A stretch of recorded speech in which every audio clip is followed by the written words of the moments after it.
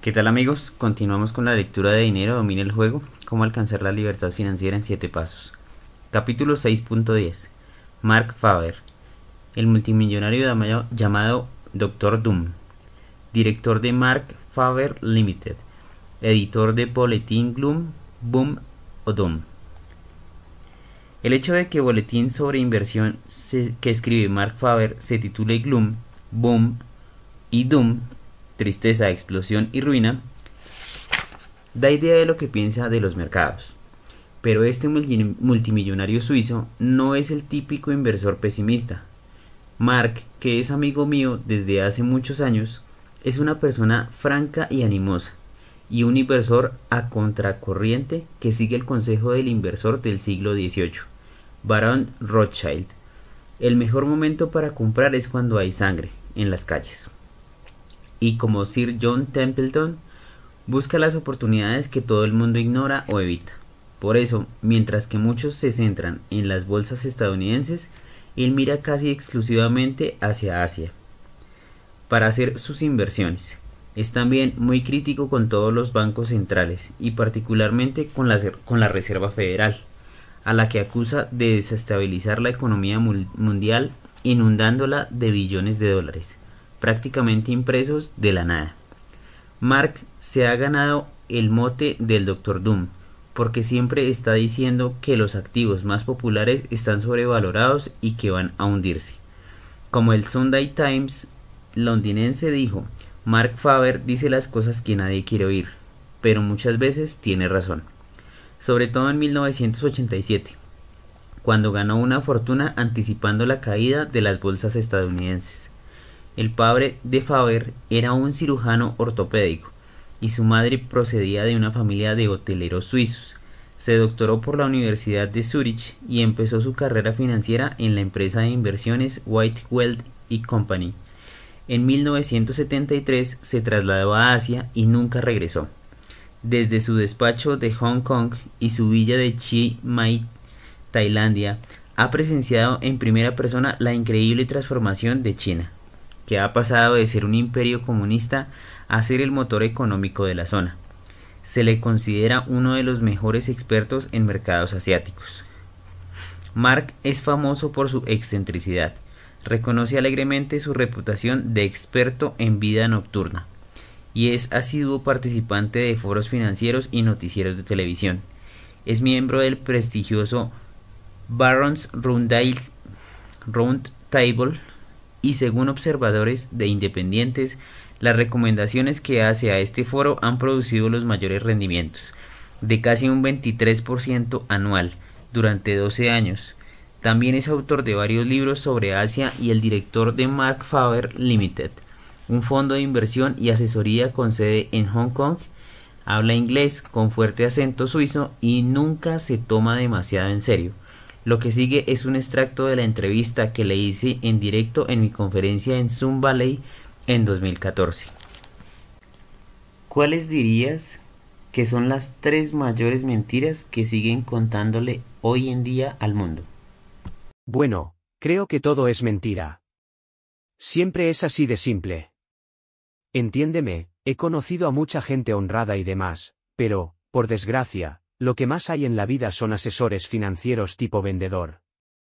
Tendrían que ser gente muy honrada, pero, por experiencia, sé que todos quieren venderte la inversión de tus sueños, aunque, como director que soy de muchos fondos, sé que los clientes suelen hacer muy poco dinero.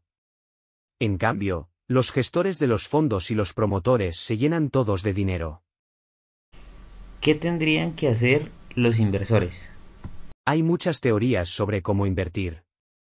Por ejemplo, están los partidarios de la teoría de la eficiencia del mercado, que dicen que los mercados son eficientes. O sea, que lo mejor es invertir en índices. Y que seleccionar individualmente los valores no tiene sentido. Pero conozco a gestores de fondos que han rendido bastante más que los mercados durante mucho tiempo, pero bastante más. Creo que hay personas que saben analizar empresas o porque son buenos contables, o porque tienen ese don. ¿Qué piensas de los mercados hoy día? Creo que sigue habiendo riesgo en los mercados emergentes y aún es pronto para comprar en ellos divisas y acciones. Como es muy tarde para comprar en los estadounidenses. No se me ocurre invertir en el índice S&P cuando llega a 1800. No veo ganancia. Así que lo mejor es irse a tomar una copa y a bailar y no hacer nada. ¿Entiendes? Ya dijo Jesse Livermore, un famoso corredor de bolsa de principios del siglo XX, la mejor forma de ganar dinero es no hacer nada, quedarse quieto. Quedarnos quietos significa que tenemos liquidez. Lo importante en la vida es no perder dinero. Si no vemos buenas oportunidades, ¿para qué arriesgar? Se presentarán grandes oportunidades cada 3, 4 o 5 años, y para entonces querremos tener dinero. A finales de 2011 hubo una gran oportunidad con el precio de la vivienda en Estados Unidos. De hecho, escribí al respecto. Fui a Atlanta y luego a Phoenix a ver cómo estaba la vivienda. No quiero vivir allí, pero había una gran oportunidad. Pero la oportunidad se pasó muy pronto y los inversores particulares quedaron en desventaja porque los fondos de inversión de alto riesgo acudieron con dinero. Los del capital privado compraron miles de viviendas. ¿Qué crees que nos espera? ¿Inflación o deflación? El debate sobre la inflación y la deflación no está bien planteado, en mi opinión, porque habría que definir la inflación como un incremento de la cantidad de dinero. Si el dinero que circula aumenta, el crédito aumenta y tenemos inflación monetaria. Esta es la importante, la inflación monetaria. Luego están los síntomas de esta inflación monetaria y estos síntomas pueden ser distintos. Pueden ser un aumento de los precios del consumo, puede ser un aumento de los salarios, pero, repito, no es tan simple, porque, por ejemplo, en Estados Unidos, y en muchos sectores, además, los salarios llevan ya 20 o 30 años bajando, respecto de la inflación. Pero, ¿qué pasa con los salarios en Vietnam o en China? En China, los salarios han subido un 20 o un 25% anual y lo mismo ha pasado en otras economías emergentes. O sea, y respondiendo a tu pregunta, en un sistema, puede haber deflación en algunas cosas, en activos, bienes, precios e incluso servicios, e inflación en otras. Muy pocas veces ocurre que el precio de todo suba o baje al mismo ritmo. Normalmente, lo que pasa, sobre todo en un sistema de dinero fiduciario, en el que puede imprimirse moneda, es que el dinero no desaparece. Simplemente va a otra cosa. Lo que sí puede desaparecer es el crédito. Y por eso los precios, en general, pueden caer. Pero a nosotros, los inversores, lo que nos interesa es saber qué precios suben. Por ejemplo, ¿sube el precio del petróleo o baja? Porque si sube, a lo mejor nos interesa comprar acciones de petroleras, y si baja, a lo mejor nos interesa comprar otra cosa. ¿Cómo colocarías tú los activos para aprovechar al máximo el entorno en el que estamos ahora y protegernos? Yo solía colocar los activos de la siguiente manera: 25% en acciones, 25% en oro, 25% en efectivo o liquidez y bonos, y 25% en inmuebles. Ahora he reducido el porcentaje de acciones. Tengo más efectivo del que normalmente tendría. He aumentado la inversión en inmuebles y en acciones de Vietnam. Entonces, ¿cuáles son esos porcentajes hoy? Solo por curiosidad. Bueno, no sabría decirte porque es muy grande. ¿Muy grande la cartera de inversiones o a qué te refieres? Jajajaja, bueno, y ese que no lo sé. O sea, hago cuentas todos los días. Bueno, pero ¿cómo serían más o menos? Más o menos, creo que así, en bonos y efectivo un 30-0-35%, en acciones un 20%, en inmuebles, no sé, un 30%, y en oro un 25%. Sale más del 100%, pero, ¿qué más da? Soy como el Departamento del Tesoro de Estados Unidos. Sabemos por qué te gusta invertir en liquidez. ¿Qué piensas de los bonos, cuando mucha gente teme que estén al nivel más bajo posible? Normalmente invierto en bonos de mercados emergentes. Los bonos empresariales también están mayoritariamente en dólares o en euros. Pero quiero dejar esto bien claro. Estos bonos de mercados emergentes se comportan de un modo muy parecido al de las acciones. Si las bolsas caen, el valor de estos bonos cae también. Como pasó en 2008, que cayeron como si fueran bonos basura. Es decir, son más acciones que bonos. Tengo unos cuantos de estos. Por eso, cuando digo que el nivel de riesgo de mi cartera de acciones es bajo, del 20%, en realidad es más, quizá del 30%, por culpa de este tipo de bonos.